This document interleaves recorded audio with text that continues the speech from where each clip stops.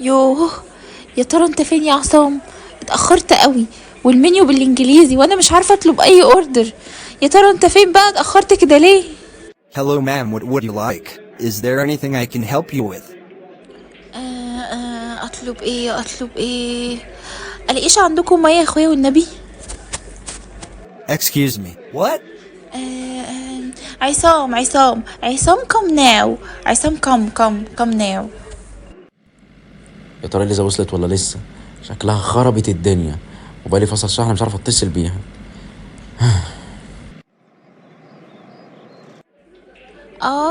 I need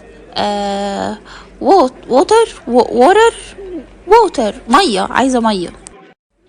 يا ليزا في ايه؟ ليزا اللي انت بتعمليه ده فضحتينا والناس عماله تبص عليكي، مالك في ايه؟ بقى كده برضو يا عصام، اتأخرت قوي. الناس هنا كلها عمالة ترطن انجليزي وانا مش فاهمة اي حاجة. مالها يا ماما؟ ايه المشكله؟ ما انا معلمك، مش انا قلتلك قبل كده اول ما نسافر لو انت حبيتي تطلبي اكل في مطعم ولا في اي مكان تقولي له I would like. انت عايزه تطلبي ايه؟ ميه؟ ماشي يا ستي، هتقولوا I would like some water. I would like some water. I would like some water. اوكي. يا بنتي واد ايه وبنت ايه وبتاع ايه؟ اسمها I would like some water. وطبعا لو انت عايزه تسهلي الكلام شويه، بدل ما تقولي I would ممكن تقولي I'd like some water. ركزي بقى، ركزي عشان الراجل جاي اهو تقولها له لوحدك. خلاص بقى، انا مش عايزة مية.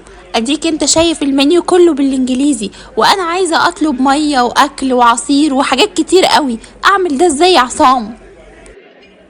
بص ركزي معايا، لو انت عايزه مثلا يعني هنا مثلا عندك في المنيو في تشيز برجر وفي دبل تشيز برجر. لو انت عايزه مثلا تطلبي تشيز برجر بتقولي له I'd like cheeseburger please or I'd like double cheeseburger. ما تقوليش I need، قولي I'd like.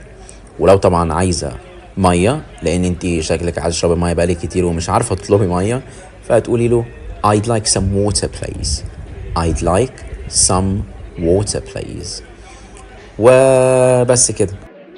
ونسيت برضه اقول لك، لو انت مثلا مش فاهمه حاجه من المنيو او مثلا مش عارفه انت ممكن تطلبي ايه وعايزه الويتر هو اللي يقترح عليكي، بتقولي له what do you suggest.